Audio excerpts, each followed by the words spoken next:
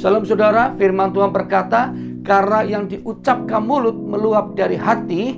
Tuhan Yesus mengatakan, sebab dari buahnya pohon itu dikenal. Yang mengartikan, seorang dapat dikenal dari ucapan yang keluar dari mulutnya.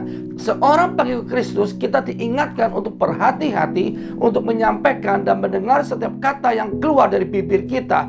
Salah meletakkan kata dapat berdampak pada keadaan yang tidak baik. Dikatakan juga bahwa mulut orang benar mengucapkan hikmat dan lidahnya mengatakan hukum. Saat ini banyak orang yang tidak mampu mengontrol lidah dan mulutnya, ngomong asal saja. Segala ujaran kebencian, fitnah, dan hoak dilontarkan. Sebagian dari mereka sudah ditangkap dan dipenjarakan, tetapi masih banyak yang berkeliaran entah di dunia nyata maupun dalam dunia maya. Makanya kita juga mendengar ungkapan mulutmu adalah harimaumu. Mengapa ada orang menggunakan lidah dan mulutnya untuk menghajar sesamanya? Tentu saja banyak alasannya. Bahkan ada orang yang mengaku karena kilaf atau karena keceplosan. Tapi benar demikian, Injil hari ini seolah-olah memberikan jawaban kepada kita, karena di sana tertulis apa yang diucapkan mulut meluap dari hati. Artinya apa yang kita ucapkan tergantung apa yang ada pada hati kita. Jika hati kita sudah jahat, maka sebaik apapun orang lain akan dikatakan jahat. Orang yang hatinya jahat, hati akan melihat kesalahan kecil pada orang lain lalu dibesar-besarkan. Sementara kesalahan besar yang ada dilakukan, diabaikan, bahkan disembunyikan. Saudara, kemana arah hidup Anda tergantung dari kuasa perkataanmu. Dari 100% komunikasi Anda sehari-hari, apa isinya?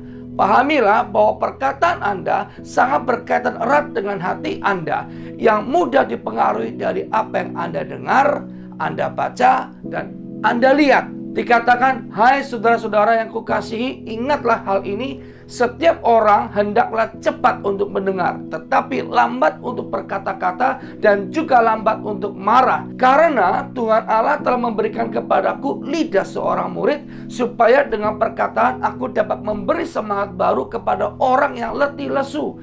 Setiap pagi ia mempertajam pendengaranku untuk mendengar seperti seorang murid. Pikirkan sebelum Anda ucapkan, saudara, dan baca sebelum Anda pikirkan. Karena apa? Di dalam firman Kolose pasal 3 ayat 2, pikirkanlah segala perkara yang di atas, bukan yang di bumi. Jangan pernah berharap mengerti perkara di atas jika Alkitabmu tidak pernah dibuka. Jagalah hatimu dengan segala kewaspadaan, karena dari situlah terpancar kehidupan. Jika seseorang ngomongnya kasar, suka bergosip, suka menebar fitnah, dan sebagainya, berarti ada yang tidak beres dengan hatinya. Maka supaya lisan kita baik, bersihkan dulu hati kita. Sebab dari sanalah sumber segala lisan kita. Jika mau lisan kita baik, maka hilangkan dulu segala rasa dengki, iri, cemburu yang ada di hati kita. Kalau itu kita lakukan, niscaya kita akan mengucapkan kata-kata yang baik tentang apapun di luar diri kita. Saudara, karena apa? Apa yang masuk dalam mulut kita, apa yang masuk dalam pikiran kita, itu akan keluar juga dengan apa yang masuk. Jika kalau sehari-hari kita yang masuk bukan firman Tuhan, bukan pujian penyembahan, maka di dalam hati kita input dan output adalah sama. Karena itu Tuhan Yesus sendiri mengingatkan kita mengenai pentingnya menjaga perkataan. Di dalam Matius 12 ayat 36 sampai 37 dikatakan, tetapi aku berkata kepadamu, setiap kata yang sia-sia yang diucapkan orang harus dipertanggungjawabkannya pada hari penghakiman. Karena menurut ucapanmu engkau akan dibenarkan, dan menurut ucapanmu pula engkau akan dihukum.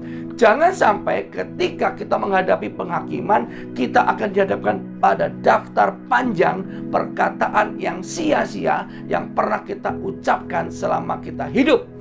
Seringkali kita mati-matian menjaga sikap, perbuatan, dan tingkah laku kita, namun kita mengabaikan soal mengeluarkan perkataan yang sia-sia ini. Jadi kita bisa simpulkan mengapa kita perlu menjaga hati kita. Yang pertama, bahwa hati tempat tinggal Roh Kudus. Dikatakan firman Tuhan, sebab Dia yang telah meneguhkan kami bersama-sama dengan kamu di dalam Kristus adalah Allah yang telah mengurapi, memateraikan tanda miliknya atas kita, dan yang memberikan Roh Kudus di dalam hati kita sebagai jaminan dari semua yang telah disediakan untuk kita. Yang kedua, hati merupakan ruangan yang dipakai untuk naik kelas melalui ujian hidup. Dikatakan Amsal 21 ayat 2, setiap jalan orang adalah lurus menurut pandangan sendiri, tetapi Tuhanlah yang menguji hati. Setiap ujian dalam kehidupan membuat kita bisa juga kepahitan atau lebih baik. Setiap masalah yang datang dapat menghancurkan atau membentuk kita. Pilihannya ada di tangan kita. Apakah kita menjadi korban atau pemenang? Biasanya orang yang merasa menjadi korban itu karena kepahitan. Karena apa, saudara? Orang yang tidak mau diproses dan mereka akan mengalami kepahitan adalah keterikatan dengan masa lalu.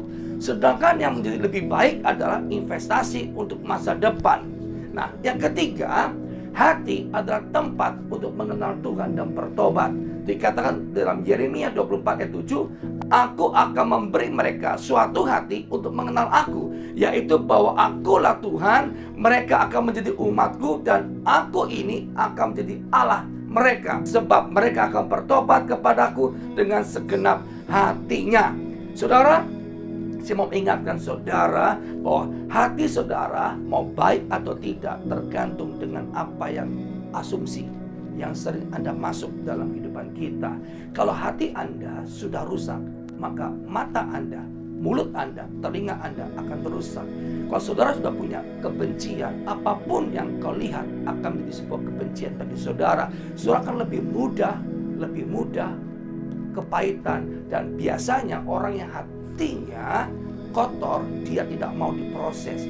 Dia akan menjadi seorang pemberontak Tuhan. Maka itu saudara, pekalah terhadap situasimu.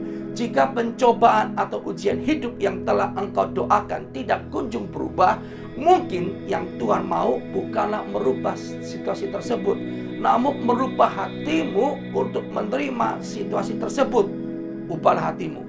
Marilah kita melihat ke dalam hati kita, menilik hati kita. Siapakah yang bertata di atasnya? Jika hatimu dipenuhi oleh kebencian, kemarahan, dan dusta, maka apa yang terucapkan takkan jauh dari hal-hal yang buruk. Mari saudara, karena hatimu akan memancarkan kehidupan. Artinya kehidupan dimulai dari hati. Mari kita kontrol, mari kita lihat hati kita tengok yang paling dalam. Saat kita berdoa, membaca firman Tuhan, biarlah firman Tuhan menuntun hati kita, melihat kebenaran atas diri kita sendiri. Biarlah firman itu yang akan mengontrol, menilai siapa hati kita yang sesungguhnya. Mari saudara, saya akan berdoa bagi saudara. Angkat tanganmu. Oh Tuhan Yesus, mari bagi yang sakit, kau bisa letakkan bagian yang sakit. Hamba akan berdoa di dalam nama Yesus. Di dalam nama Yesus. Bapa, hamba berdoa, biarlah hari-hari Tuhan, hari-hari menanti kedatangan Tuhan, kami boleh Tuhan setia, dan bahkan kami tetap komitmen dengan iman kami kepada Tuhan. Dan biarlah kami bisa menjaga setiap perkataan kami, tidak keluar kata yang sia-sia Tuhan. Karena kata yang sia-sia, karena dari perbuatan kami sehari-hari yang sia-sia Tuhan. Bapa, terima kasih, kami mau percaya, kami akan dipersiapkan sebagai mempelai-mempelainya Tuhan Yesus. Dan hamba berdoa saat ini Bapa, bagi yang sakit Tuhan sembuhkan, bagi yang berbeban berat Tuhan, kami percaya Tuhan Kau sudah pulihkan bebannya. Dan biarlah kami merubah hati kami, supaya pandangan hidup kami pun berubah Tuhan. Di dalam nama Yesus, di dalam nama Yesus, yang sakit kami perkatakan di dalam nama Yesus, dan oleh pilut-pilut darah Yesus, sembuh, sembuh, sembuh dalam nama Yesus, dalam nama Yesus, dalam nama Yesus, dalam nama Yesus. Haleluya, haleluya. Sama-sama katakan amin.